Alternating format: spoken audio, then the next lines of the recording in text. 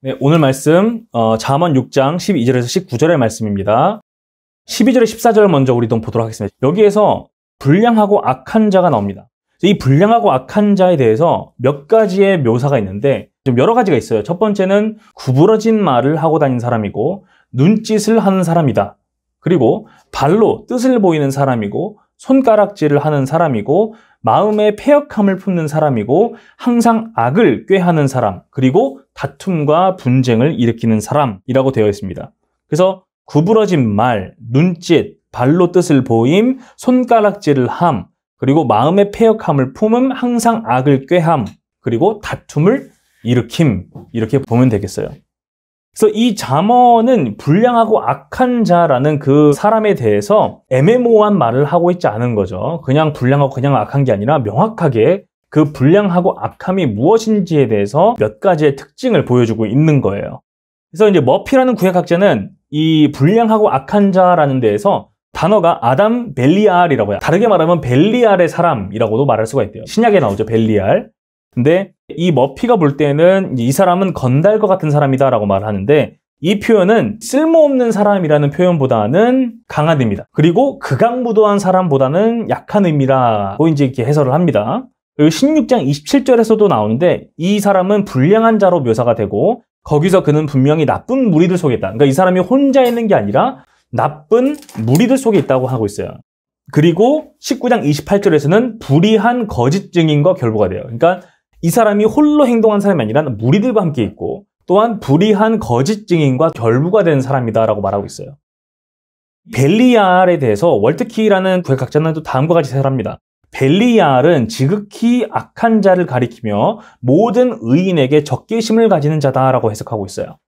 이 단어는 하나님과 그의 의로운 백성, 그의 기름 부음 받은 왕, 공의, 공동체의 결속, 사회적인 번영과 생명 그 자체를 대적하는 모든 종류의 불량한 자에 해당한다라고 말했어요. 그러니까 이게 굉장히 범위가 넓게 보고 있는 거죠.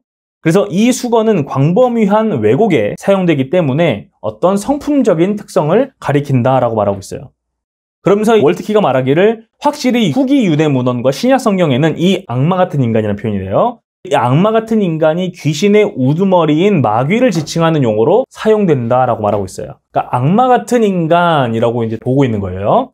자, 근데 사실 우리나라도 그렇지만 현대 사회에서 악마라는 그 표현이 좀 덜 안 좋은 그런 이미지가 좀 있는 것 같아요. 조금 순화된 그런 어떤 의미를 갖는 경우가 덜어 있는 것 같습니다. 이제 뭐 덜 혐오스러운 의미를 지닌 경우가 있는데, 악마라는 호칭을 쓸 때 어떤 괴짜 같다, 특이하다, 뭐 지독하다 라는 그런 의미를 부여하는 경우도 우리가 볼 수가 있어요. 그리고 우리가 잘 아는 붉은 악마 같은 그런 응원단을 보면 굉장히 귀여운 빨간 뿔이 달린 머리띠를 하기도 하고, 그러니까 굉장히 귀여운 악마죠. 그리고 귀여운 악마 인형도 우리가 볼 수가 있죠. 그렇죠? 그래서 이 악마라고 하는 것이 우리에게 좀 부적절하게 조금 덜 혐오적인 그런 의미를 갖는 경우가 덜어 있는 것 같습니다.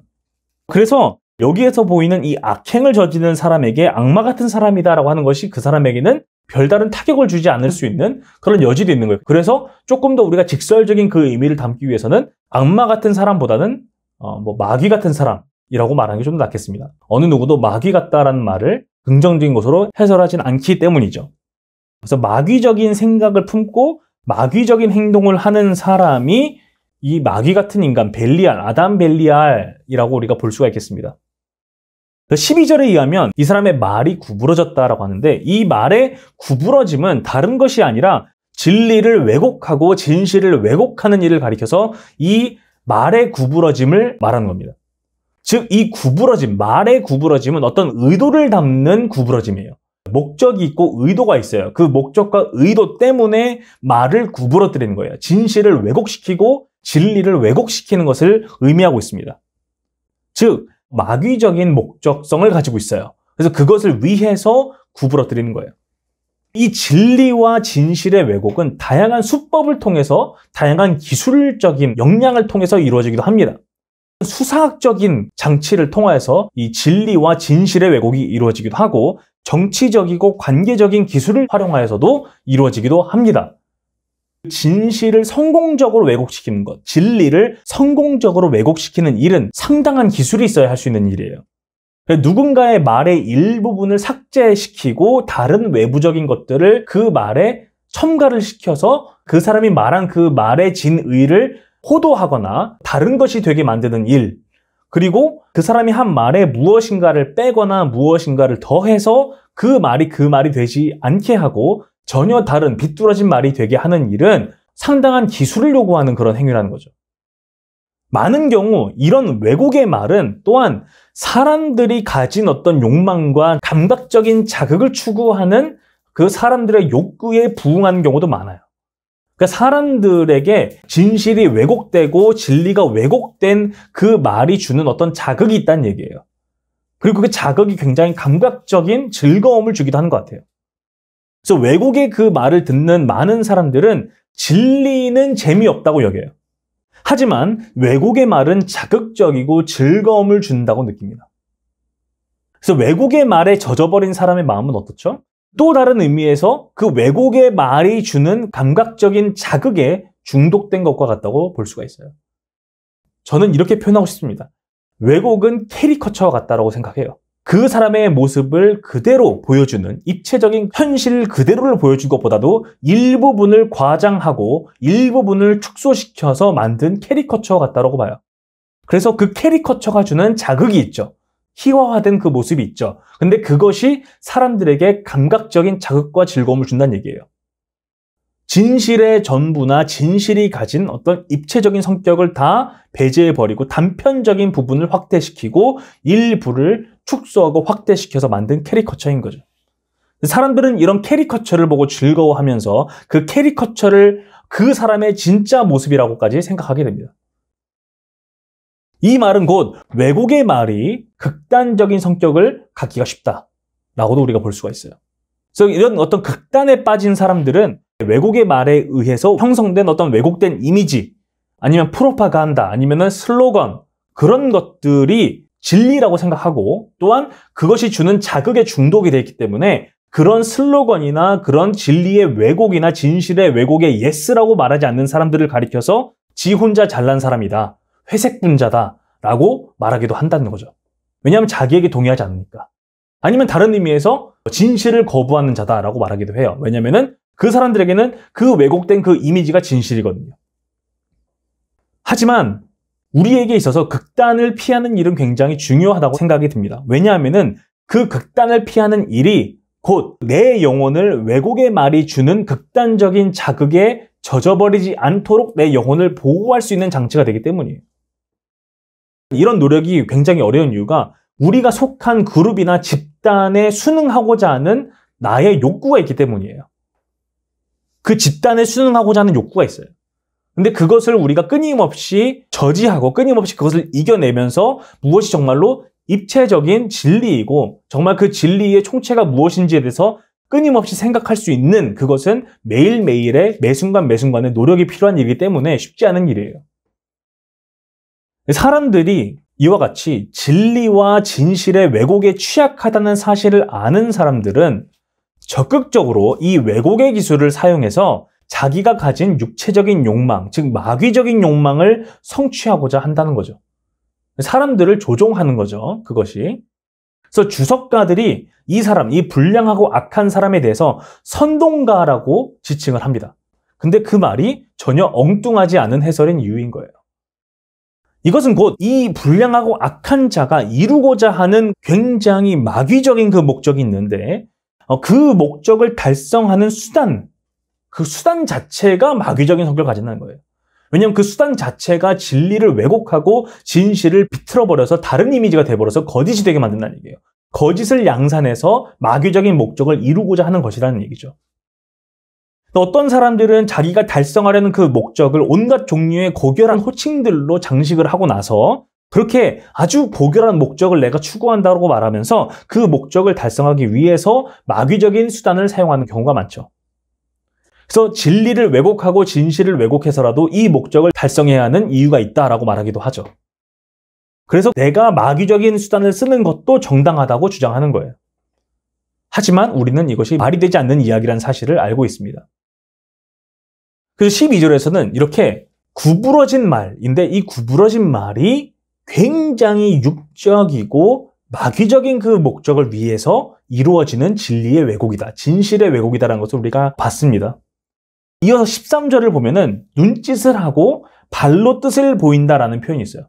이 표현은 이 불량하고 악한 자에게 어떤 조력자가 있고 함께하는 사람들이 있음을 보여주는 거예요. 그러니까 그 어떤 그들만의 사회가 있고 그들만의 어떤 그 집단이 있어요. 근데 그 어떤 악한 행위를 하기 위해서 눈짓을 주고 사인을 주는 거죠. 그리고 발로 뜻을 보여서 같이 단합을 해가지고 그런 악한 행위를 하는 거죠. 근데 그것이 1장에서는 무고한 자의 피를 흘리는 행위와 같습니다. 무고한 자의 피를 흘리고 그가 가진 소유를 뺏어서 자기들끼리 전대를 두고 나누는 행위. 그래서 단합된 행위를 또한 보여주는 거예요. 자, 그런 것처럼 이 본문에 나오는 이 악인에게도 자기와 함께 뜻을 모으는 사람들이 있는 것처럼 보입니다. 서로 몸짓을 통해서 목표로 하는 악한 그 목적을 달성하는 모습을 보이는 거죠. 그래서 손가락질을 한다는 것은 지시하는 태도를 또한 보여주고 있어요. 그래서 손가락질을 해서 이것을 해야 된다, 저것을 해야 된다로 지시하는 모습이죠.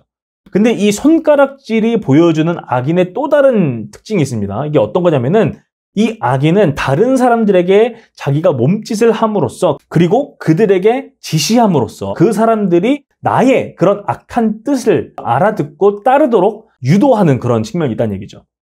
즉 뭐가 같냐면은 내가 도모하는 그 육체적인 목적을 달성하기 위해서 다른 사람들이나 환경적인 요소들을 컨트롤하고 조종하는 모습을 보여주는 거예요.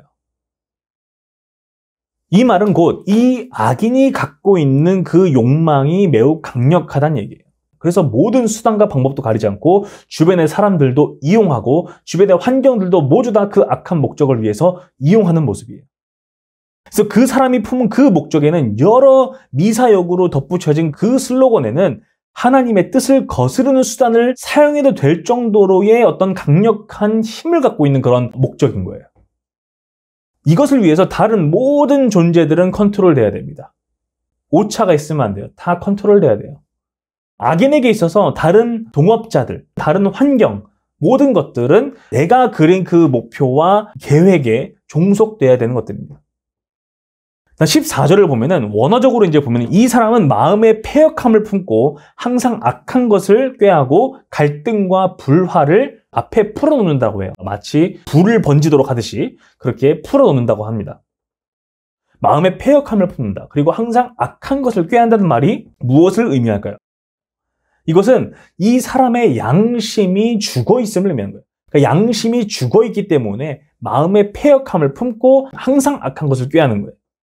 우리는 그동안의 사람들이 자기 자신에 대해서 얼마나 후한 평가, 굉장히 높은 평가를 스스로에게 내리는지에 대해서 생각해 봤어요. 이 주제에 대해서 오랫동안 우리가 몇 차례 이야기를 해봤습니다. 근데 어떤 부분이냐면은 이렇게 우리가 얘기를 했었죠. 사람들이 스스로에게 후한 평가를 주는 동시에 사람들은 또한 자주 내가 아닌 다른 사람들에 대해서 내가 공정하게 판단하고 공정하게 평가하고 있다 생각해요. 그러니까 내가 다른 사람들은 꽤나 공정하게 평가하고 판단을 생각하는 동시에 나는 다른 사람들에 의해서 공정하게 판단받고 있다고 생각하지 않아요.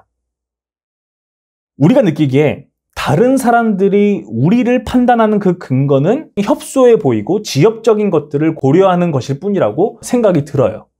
그런데 나는 다른 사람들을 판단할 때 꽤나 공정하게 판단한다고 생각하는 거죠. 그런 모습이 우리에게 있다는 거죠. 이런 생각이 우리의 행동에서 드러나죠.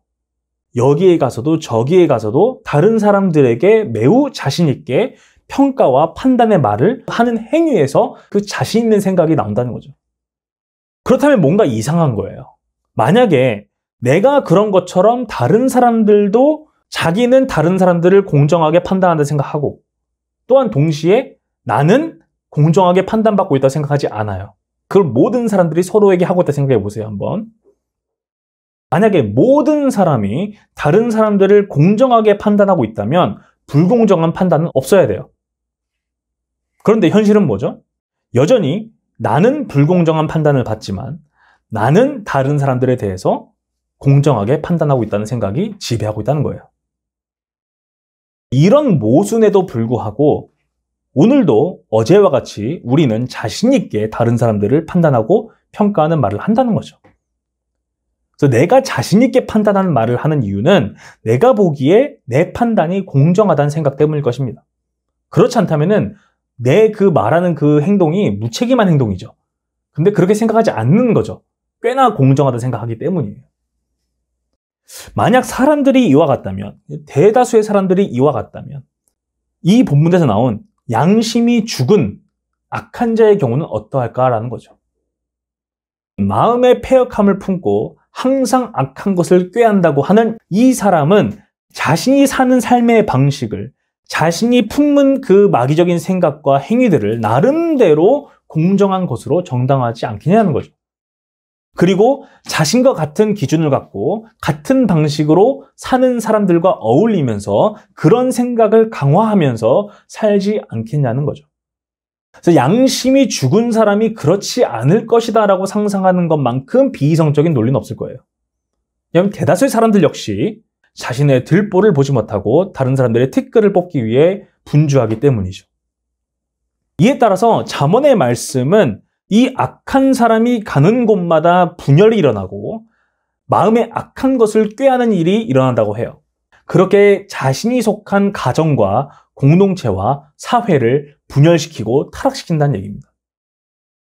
여기에서의 이 악이라는 것은 이 사악한 자가 스스로 만들어낸 어떤 자의적인 기준들에 의해서 판단되는 그런 악이 아닙니다. 전적으로 하나님의 계명이 판단하는 악이에요. 하지만 이 악의는 하나님의 계명이 아닌 내가 스스로 만들어낸 기준들에 따라서 내가 악을 꾀하고 내 마음에 패역을 품고 내가 분열을 조장하지는 않는다고 생각할 거예요.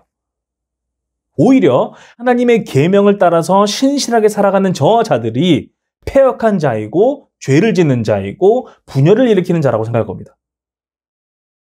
악인들이 자기들의 기준을 놓지 않고 끝까지 고수하는 그런 상황 가운데 하나님께서는 그런 것들에 아랑곳하지 않으시고 이사야 선지자를 통하여서 마음이 부패한 자들을 향하여서 심판을 경고하시는데 이 말씀이 이사야서 5장에 있습니다. 네, 이와 같이 하나님께서는 아랑곳하지 않고 이사야 선지자와 같은 선지자의 입술을 통하여서 자신의 심판의 말씀을 명확하게 전달하십니다. 그래서 이런 사람들에 대한 하나님의 처분은 치료나 살릴 길이 없는 재앙이나 멸망 혹은 깨부숨이라고 표현이 됩니다. 잠언에 따르면 이 사람들은 자신들의 악한 마음과 행위로 희생자들을 만들어내요. 그리고 그 희생자들을 통하여서 이득을 취한다라고 말하고 있어요. 그래서 희생자들은 가진 것들을 잃어버렸어요. 근데 악한 자들은 그 희생자가 피 흘리는 데에 대해서는 별로 관심이 없어요. 마음의 요동함도 없어요. 그리고 피해자가 겪은 그 피해, 거기에 대해서도 별로 관심이 없습니다. 그리고 그 잃어버린 것들에 대해서도 큰 가치를 부여하지도 않아요. 악한 자들은 그렇게 악으로 끊임없이 치달으면서도 자기들이 저지르는 그 악을 악이라고 부르지 않습니다. 오히려 선이라고 불러요. 선. 무리를 지었고 상황과 사람들을 조종해 가면서 자신이 마귀적인 마음으로 갈망하는 그것을 얻기 위해서 나아간다는 거죠. 그래서 그 사람이 가는 곳마다 사람들은 분열했고 나뉘었고 진리와 진실의 왜곡이 일어났어요. 선과 악은 그 사람이 가진 그 악한 마음에 따라서 자의적으로 해석이 되고 그렇게 공표가 됩니다. 결국에는 악한 자가 마음에 품고 생각하고 행하는 그 악이 선으로 둔갑하게 됩니다. 물론 당연히 그 주위에 있는 지지자들의 동의와 함께 그렇게 이루어지겠죠. 그래서 이 불의와 악함이라는 것이 그냥 단편적이고 모호하게 표현된 것이 아니라 굉장히 여러 가지의 명확한 요소들을 통하여서 그 모습이 나타난다는 거예요. 자, 15절의 말씀은 회복이나 치료의 가망도 없는 멸망을 말씀하고 계신 거예요. 이거는 전적인 멸망이에요. 어떤 거랑 예를 들면 16절에 여호와께서 미워하시는 것, 곧 그의 마음에 싫어하시는 것인데 원어적으로 보면은 그가 혐오하시는 거예요. 즉, 그가 그의 임재를 거두도록 하시는 것을 가리켜요. 이런 자에 대한 하나님의 처분이 어떠하냐? 어떠한 회복과 치료의 가망조차 없는 완전한 멸망과 깨부숨이다라고 볼 수 있습니다. 그게 15절의 말씀이에요. 16절에 이어서 가는 게 뭐냐면 여호와께서 미워하시는 것, 곧 그의 마음에 싫어하시는 것이 67가지이니라는데 이 67가지이니라는 말은 이제 숫자 평행법이라는 문학적인 기법을 씁니다. 그래서 숫자에다가 숫자 플러스 1이에요. 6 플러스 1, 7이에요. 근데 그렇게 말하는 거거든요. 그렇게 말함으로써 표현한 게 뭐냐면은 롱맨이라는 구약학자가 해설을 해주는데 67이라고 말하는 것은 그 목록에 많은 항목이 있다는 인상을 주는 것이며 숫자로 된 평행법의 목적은 풍부함, 그러니까 많음을 나타내는 거라는 거예요. 그래서 이 다음에 나오는 7가지가 서로 연결되어 있다라고 보는 것이 옳습니다. 그래서 어떤 게 있냐면은 교만한 눈과 거짓된 혀, 무지한 자의 피를 흘리는 손, 악한 계교를 꾀하는 마음, 빨리 악으로 달려가는 발, 그리고 거짓을 말하는 망명된 증인, 형제 사이를 이간하는 것까지 7개가 나오는데 가장 첫 번째로 나온 게 교만한 눈이에요. 이건 의도적인 배치예요. 왜냐하면은 사실은 그 뒤에 나오는 모든 것들이 그 앞에 있는 교만한 눈으로부터 나온 거예요. 그래서 이제 오늘 설교에서도 이 교만한 눈에 대해서 가장 많은 분량이 소모가 됩니다. 왜냐하면 이것이 그 모든 만악의 뿌리와 같기 때문이에요. 교만한 눈으로부터 이제 맨 마지막에 있는 형제 사이를 이간한 것까지의 7가지의 그 요소들은 서로 연결되어 있는 것들이에요. 그러니까 한 가지를 하면은 그 나머지가 연결되어 있다 보시면 되는 거예요. 성경에서 나오는 교만은 크게 2가지의 양상을 보입니다. 첫 번째, 하나님의 통치와 하나님의 권위를 부정하는 교만이에요. 그게 첫 번째 교만이에요. 두 번째 교만은 근본적으로 평등하게 창조된 다른 사람들을 자신보다 아래에 두는 교만이에요. 한 가지는 수직적인 교만이고 다른 한 가지는 수평적인 교만이라고 볼 수 있겠죠. 이 2가지의 교만이 상호 분리가 아니라 상호 연결되어 있습니다. 그래서 이제 아수르의 왕에 대해서 이사야서에서 이제 예언한 바가 이렇게 되어 있어요. 이사야서 10장 12절에서 15절 말씀입니다. 자, 이게 아수르 왕에 대한 하나님의 그 말씀이에요. 아수르 왕은 나의 능력, 나의 힘과 나의 지혜로 내가 해냈다라고 생각한 사람이에요. 하나님께서는 너는 도끼일 뿐이고 너는 톱일 뿐이야. 그리고 너는 어떤 막대기일 뿐이야. 내가 사용하는. 이라고 말씀하시는 거예요. 근데 이 아수르 왕의 교만함은 하나님에 대한 교만이기도 하지만 주변 나라들에 대한 교만이에요. 나의 힘과 나의 능력으로 저들을 다 그렇죠? 내 발 아래에 두었다라고 생각하는 거예요. 여기에서 잠언으로 돌아오면 이 교만한 눈이라고 하는 것이 그게 교만하게 보는 눈인 거죠. 그것이 하나님 앞에서 가증한 목록 중 첫 번째로 나오는 이유에 대해서 이 겜저라는 사람이 이렇게 말해요. 교만보다 하나님에 대한 지혜와 경외함을 대적하는 악이 없다. 그것보다 앞서는 게 없다. 그리고 겸손보다 그런 성품에 가까이 할 수 없는 미덕이 없기 때문이다. 라고 하는 거예요. 그러니까 겸손과 교만이 그만큼 가장 근본에 위치해 있는 것이기 때문에 그 교만한 눈이라는 게 그 7가지의 첫 번째에 와 있는 거예요, 지금. 선지서와 더불어서 신약 성경에서도 교만한 자에 대한 하나님의 처분이 약속이 되죠. 누가복음 14장과 18장에서 예수님께서는 반복적으로 2차례 이걸 말씀하시는 거예요. 뭐라고 말씀하시냐면은 자기를 높이는 자는 낮아지고 자기를 낮추는 자는 높아지리라 라고 말씀하시는 거예요. 근데 이 2곳 중에서 두 번째, 누가복음 18장의 말씀을 보면은 그게 맥락이 있어요. 어떤 맥락이냐면 우리가 아주 잘 아는 바리새인과 세리의 기도의 비유에 있어요. 그 뒤에 이 말씀이 붙는 거예요. 바리새인이 어떻게 하냐면은 그 자기 옆에 있는 세리를 업신여깁니다. 나는 저 세리와 같지 않고 라고 하면서 그래서 감사합니다라고 말해요. 그 바리새인의 모습에서 바리새인이 자기 스스로 취하는 우월감이 있어요. 하나님, 저는 저 세리와 같지 않습니다. 라고 우월한 거예요, 지금. 그리고 예수님께서는 14절에서 내가 너희에게 이르노니 이에 저 바리새인이 아니고 이 사람, 이 세리가 의롭다 하심을 받고 그의 집으로 내려가느니라. 즉 수직적인 의미에서 하나님께서 세리를 의롭다 하시고 바리새인은 의롭다 하지 않으신 거예요. 무릇 자기를 높이는 자는 낮아지고 자기를 낮추는 자는 높아지리라 하시니라 라고 이어서 말씀하십니다. 자, 즉 여기서도 이 바리새인의 태도를 볼 때 하나님께서 이렇게 말씀하시지 않아요. 아, 저 바리새인이 나에게는 겸손하지만 저 세리에 대해서는 겸손하지 않구나 라고 말씀하지 않으세요. 저 세리에 대해서 교만한 그 바리새인의 태도는 나에게도 교만한 거다라고 말씀하신 거예요. 그래서 그를 의롭다고 말씀하지 않으십니다. 이 바리새인이 세리를 업신여기는 태도는 곧 그 바리새인이 하나님 앞에서도 교만하다는 것을 보여줄 뿐이라는 거예요, 지금. 왜 하나님 앞에서 교만한 자가 수평적인 관계에서도 교만한 자가 되는가라는 질문을 해볼 수가 있고, 또 바꿔 말하면 어떻게 수평적인 관계에서 교만한 사람을 보고 그 사람이 하나님 앞에서도 교만하다고 말할 수 있는가라는 질문을 해볼 수가 있어요. 하나님 앞에서 교만한 자의 특징은 하나님의 통치와 권위를 무시하는 데 있다고 우리가 한번 말했습니다. 무슨 말이냐면 교만한 자는 하나님의 뜻에 복종하는 것이 선하다고 생각하지 않는다는 거예요. 반대로 말해서 자신이 자의적으로 만든 그 기준들을 따르는 것이 선한 거예요. 그렇게 내가 자의적으로 만든 기준을 따라서 내가 선하게 산다라고 생각할 때 이 교만한 자가 다른 사람들을 바라보는 기준도 거기에서 결정이 돼요. 그렇게 다른 사람들도 바라보고 그들을 판단하는 거예요. 다시 말하면 여전히 선악과의 패러다임에 머물고 있는 모습이에요.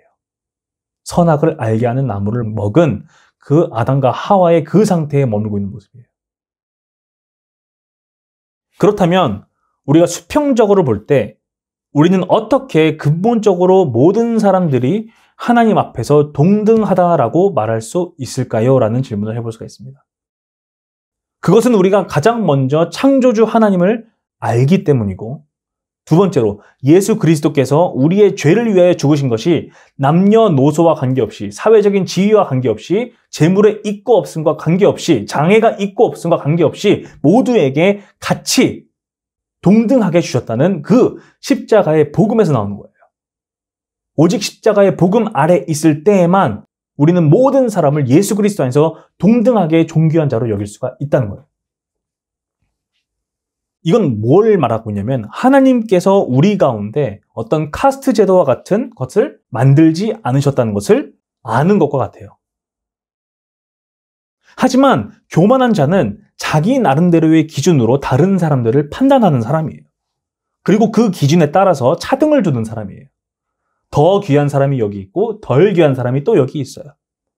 그리고 그렇게 등급이 매겨진 모든 사람들 위에 누가 있냐면 자기가 있어요. 판단한 자로 그 위에 보좌를 딱 깔고 앉아 있는 거예요. 내가 판단자로 군림하는 거예요. 즉 나는 그 모든 사람들을 판단하는 자인 거예요. 한 가지 충격적인 걸 보여드리면 저도 굉장히 지성적으로 존경하는 아리스토텔레스, 고대 철학자죠. 지금도 우리도 공부하고 굉장히 귀한 그 철학적인 기초를 놔준 아리스토텔레스도 이런 모습이 있어요. 아리스토텔레스가 쓴 정치학에서 보면, 정치학이라는 그 책을 보면 이런 글이 나옵니다. 인간을 인간으로 만드는 것은 이성이다.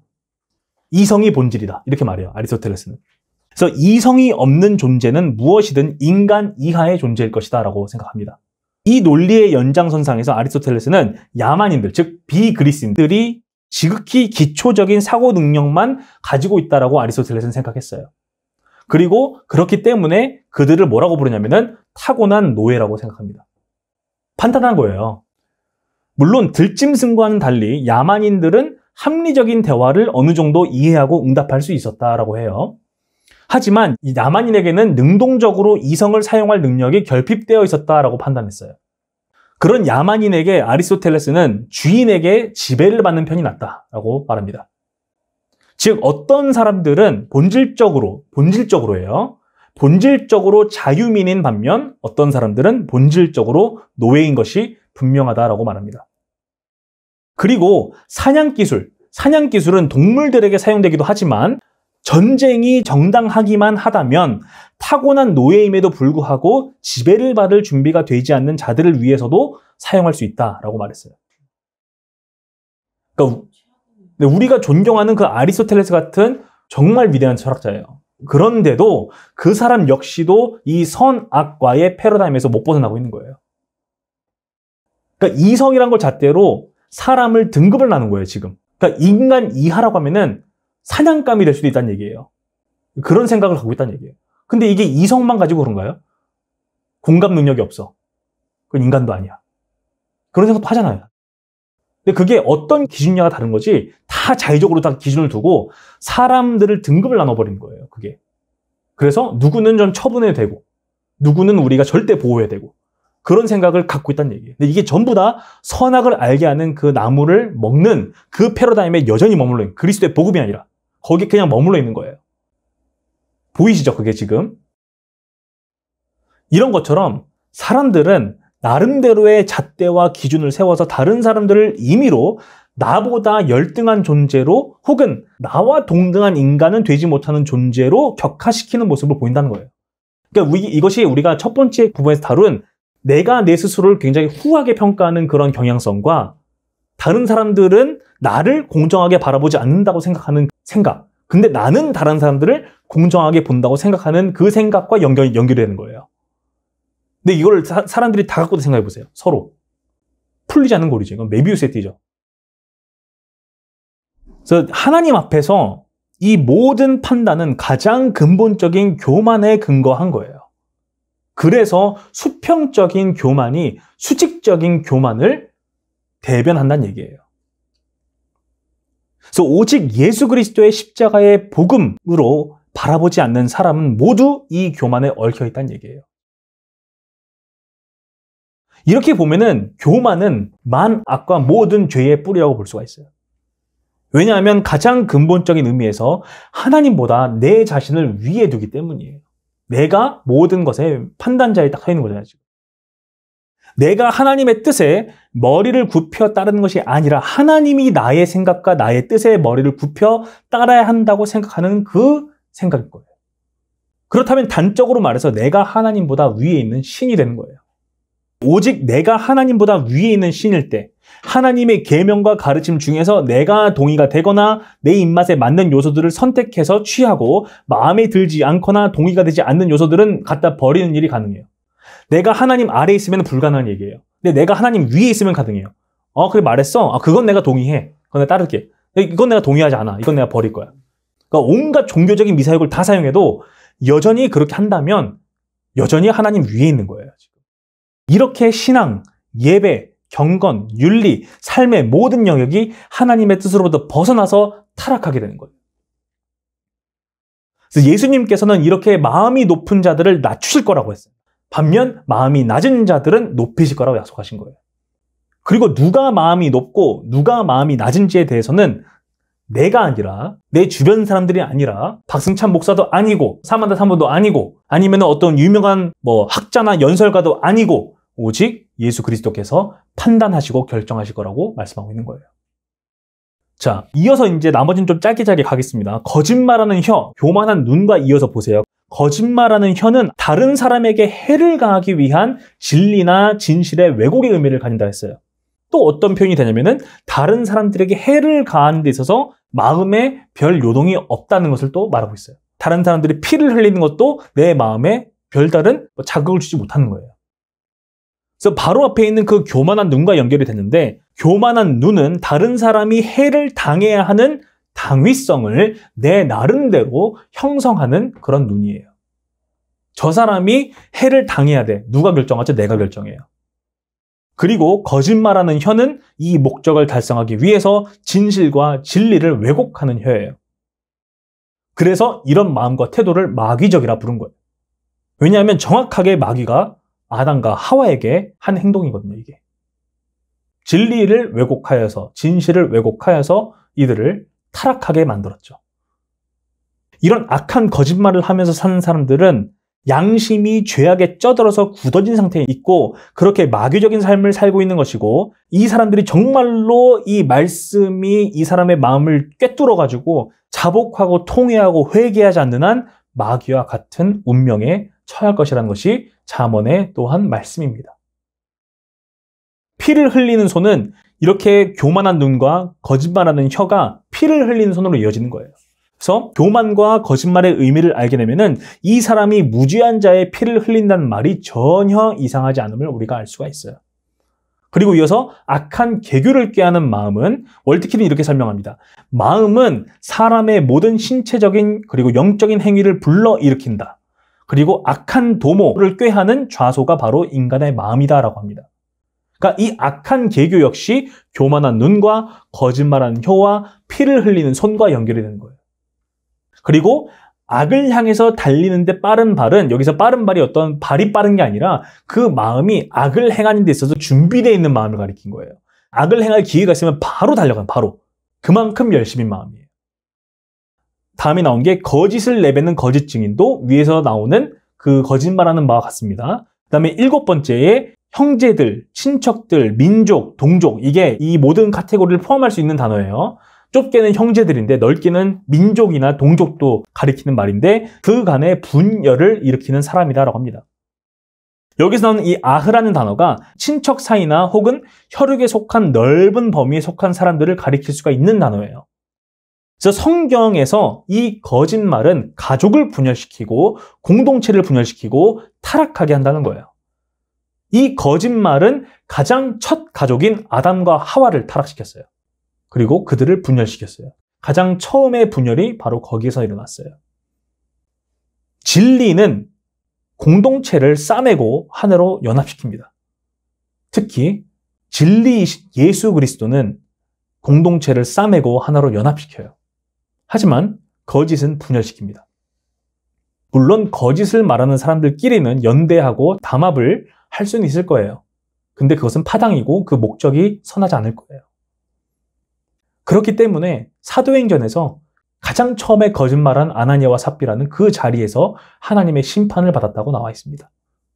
왜냐하면 그 거짓말로 인해서 공동체가 깨져버릴 수 있기 때문이었어요. 그리고 이를 지켜본 초대교회 성도들은 하나님을 경외하며 몸을 떨었다라고 말하고 있습니다. 자, 그래서 오늘의 말씀은 우리에게 매우 직설적으로 그 의미를 전달하고 있어요. 굉장히 직설적인 어조로 의미를 전달하고 있는데 성경은 하나님에 대해 착각하고 내 자신에 대해 착각한 많은 사람들을 보여주고 있어요. 그래서 그들 자신은 그들 스스로에게 너무나 소중한 존재였을 거죠. 내 자신은 나에게 너무 소중하니까. 그러니까 내가 너무 소중하니까 나는 결코 하나님께 심판을 받지 않을 거라 생각했죠. 그렇기에 이 사람들은 그들 자신에게 유리한 방식으로 나 자신과 하나님을 해석해 왔을 거예요. 하지만 성경은 그런 자기중심성, 그런 사람이 가진 자기중심성 자체가 병든 것이다라고 합니다. 영적으로 병든 것의 모습이에요. 그 끈적한 자기중심성의 시각에서 벗어나게 하시기 위해서 그리스도께서는 그들에게 이렇게 말씀하세요. 열매를 보면 그 나무를 알리라 라고 말씀하세요. 네 열매를 봐봐. 그럼 너를 알 수 있어 라고 말씀하시는 거예요. 성경에 나타난 무수한 심판 중 가장 거대한 심판은 바로 그리스도께서 우리를 대신하여 담당하신 십자가의 심판이었어요. 하나님께서 자기의 영원한 독생하신 아들을 기꺼이 십자가에 못 박았다는 사실이에요. 심판하셨다는 사실, 심판 대신 심판을 받게 하셨다는 사실이에요. 근데 이것이 주는 섬뜩한 진리가 있어요. 하나님이 그 심판을 기꺼이 행하셨다는 거예요. 근데 우리는 내가 너무 소중해서 난 심판받지 않는다? 착각이라는 얘기예요. 하나님은 그의 아들마저도 십자가에 못 박았다는 얘기예요. 그럼 그 아들을 거부하는 자들을 심판하지 않으시겠다? 왜냐하면 나는 나에게 너무 소중하니까 그 말은 말이 안 된 얘기라는 얘기예요. 그래서 그 십자가는 우리를 향한 하나님의 표현할 수 없을 정도로의 큰 사랑을 증명하지만 그와 동시에 하나님을 향한 우리의 죄악의 끔찍함을 증명하고 있는 거예요. 하나님께서 기꺼이 그리스도를 십자가에 못 박겠다는 사실은 그리스도를 거역하는 길을 택한 사람들 역시 기꺼이 심판하신다는 사실 또한 의미할 거예요. 나의 병든 자기중심성으로 나는 결코 그런 데 처할 수 없다라고 생각하는 것과는 달리 성경은 하나님 중심성을 말하고 있어요. 우리는 하나님 앞에서 먼지와 다를 바 없는 존재라는 거예요. 우리 자신이 어떠해서 하나님이 사랑한 것이 아니라 우리는 진짜 오히려 먼지보다 못한 존재죠. 그런데 하나님이 우리를 그 사랑하신 그 사랑이 너무나 엄청나서 신비라고 불러요. 신비라고 부른다는 거예요. 신비. 그러니까 자기 중심성이 아니라 하나님 중심성을 끊임없이 말하고 있어요. 그래서 그리스도의 십자가 외에 나 자신에게서 스스로에게서 어떤 사랑받을 자격을 찾는 사람은 여전히 율법적인 자기 공로에 의해 묶여있는 사람인 거예요. 그래서 오늘 본문에서 지혜는 우리에게 하나님께서 혐오하시는 것들의 목록을 제시했어요. 그리고 이 목록들은 서로 연결되어 있는, 책임과 같이 연결되어 있는 것을 우리가 봤습니다. 이것을 우리에게 제시할 때 우리는 우리가 스스로에게 가졌던 아주 강력하게 자리를 잡은 착각들을 발견할 수가 있어요. 내 생각과 내 마음과 내 행위의 열매가 이 목록에서 보이기 때문일 거예요. 내 자신이 보이는 거예요. 이 목록에서. 그리고 난 몰랐어요. 그것도. 하지만 동시에 우리의 그 자기를 사랑하는 마음, 자기 중심성은 이 말씀의 의도인 전적인 통회와 자복으로 나아가지 않고 이 목록을 주변의 다른 사람들을 정죄하는 데 대입하기 위해서 부단히 애쓰도록 만들 거란 사실이에요. 말씀의 의도와 전혀 다른 방향으로 가는 거예요, 지금. 전부 다 다른 사람들에게 대입시키고 나는 괜찮은 거예요. 그렇게 이 자기 중심성이라는 이 끈적한 거머리 같은 그것이 우리를 끊임없이 우리의 생각을 글로 인도한다는 거예요. 결국에는 그리스도의 십자가를 벗어나는 길인 거예요. 결국에는 또 벗어나는 거예요. 그렇게 함으로써 지혜가 아닌 어리석음의 길을 다시금 걷고 그 어리석음의 길로 한 발자국 더 나아갈 뿐입니다. 하나님이 미워하시는, 하나님이 자신의 임재를 거둔다고 하시는 그런 불의와 악을 포기하지 않은 채 머무르게 되는 거예요. 그래서 다시 한번 우리가 그리스도의 십자가 아래 서고 회개와 성령의 새롭게 하심을 따라서 다시 하나님께서 기뻐하시는 그리스도의 형상을 따라서 우리가 새롭게 되고 그 형상을 따라 살아갈 수 있기를 바랍니다. 살아계신 하나님께 우리가 기도하고 제가 마무리하겠습니다.